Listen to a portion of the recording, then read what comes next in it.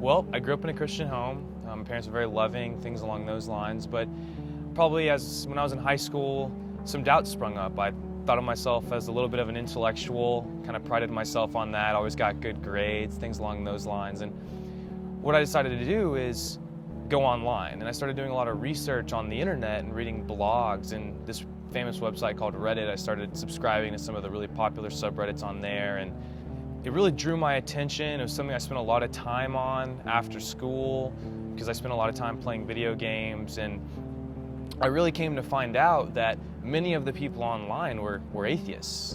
And I started to look into those reasons. And my doubts sort of grew and grew and grew until a little bit later in my high school career, I lost family members, and my parents had this solace about their mourning that I didn't have.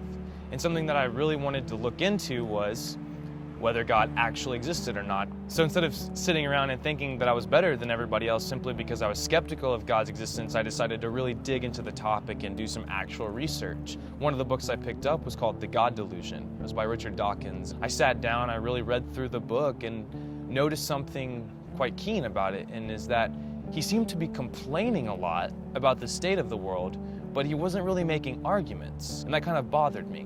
So something that I decided to do was read some of the other side. I picked up books by several different Christian authors, apologetics books. After I read those books, I saw that these guys were making actual arguments. One of the best books I read kind of really reframed the issue for me. He was saying that a wise person goes with the highest probability.